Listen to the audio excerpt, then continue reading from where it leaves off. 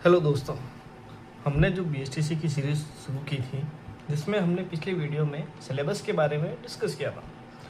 तो आज हम देखेंगे कि एक स्मार्ट और इफेक्टिव टाइम टेबल कैसे बनाएं ताकि हम उस सिलेबस को कम समय में पूरा कर सकें। क्योंकि अगर बिना टाइम टेबल आप पढ़ने लगोगे तो ना तो सिलेबस पूरा होगा, ना ही आपको पता चलेगा कि आपने क्या पढ़ा है, कितना पढ़ा और कितना बाकी रह गया है। इसलिए टाइम टेबल होना बहुत ज़रूरी है। तो आज हम उसके ऊपर डिस्कस करेंगे।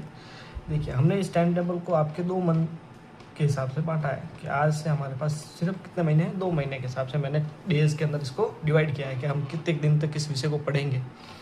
तो देखिए, शुरू करते हैं। पहले 1 से 10 दिन, यानी जब भी आप शुरुआत कर रहे हैं तो उसके 1 से 10 दिन आपको क्या करना है, 2 सब्जेक्ट आपको प्रत्येक दिन पढ़ने हैं। जिसमें फर्स्ट सब्जेक्ट हमने वो लिया जिसमें ज़्यादा आउटपुट हो, यानी जिसमें अच्छे नंबर आ सके, आसानी से नंबर आ सके, एक सब्जेक्ट तो वो लिया है। तो इसमें सबसे पहले हम 10 दिन पढ़ेंगे रीजनिंग। क्या पढ़ेंगे? रीजनिंग। हमें कैसे भी करके 10 दिन के अंदर रीजनिंग को कंप्लीट करना है, ठीक है ना। और उसी के साथ सब्जेक्ट सेकंड में हमने रखा है राजस्थान जीके। अब राजस्थान जीके क्योंकि बहुत लंबा है तो इसको लिए हमें इसको शुरू से ही साथ में लेकर चलना होगा राजस्थान जीके के। उसमें फिर हम आगे और देखेंगे अलग अलग सब्जेक्ट को किस प्रकार क्या क्या टॉपिक पहले पढ़ने चाहिए, कौन से टॉपिक बाद में, वो हम अगले वीडियो में देखेंगे, है ना।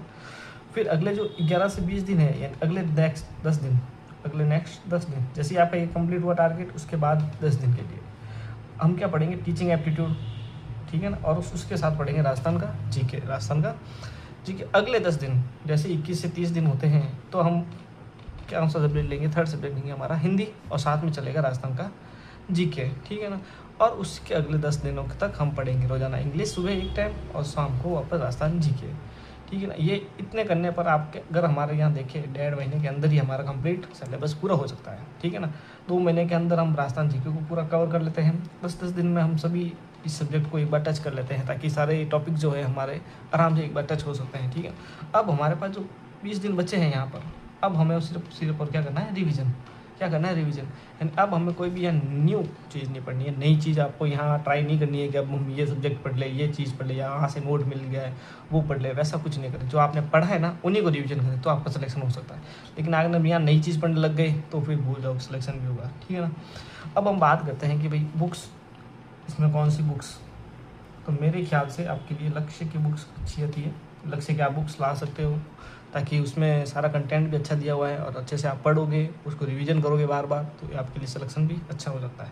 और जहाँ तक कि भाई नोट्स, कुछ लोग कहेंगे भाई हमें नोट्स भी चाहिए, तो उस नोट्स के लिए हमारा जो टेलीग्राम है, मैं लिंक भी दे दूँगा, वहाँ पर हम जो भी बेस्ट नोट्स होंगे उन्हीं को प्रोवाइड करेंगे। हर कोई नोट्स हम वहाँ नहीं डालेंगे। और एक चीज़ ध्यान रखना है, नोट्स के चक्कर में आप ऐसे नहीं हो कि भाई स्प्रिंग बोर्ड के नोट्स पढ़ने लग जाओ। तो आपको बीएसटीसी करनी है, आरएस नहीं करना है, तो उन नोट्स को नहीं पढ़ना है, ठीक है ना, बारी भरकम नोट्सों को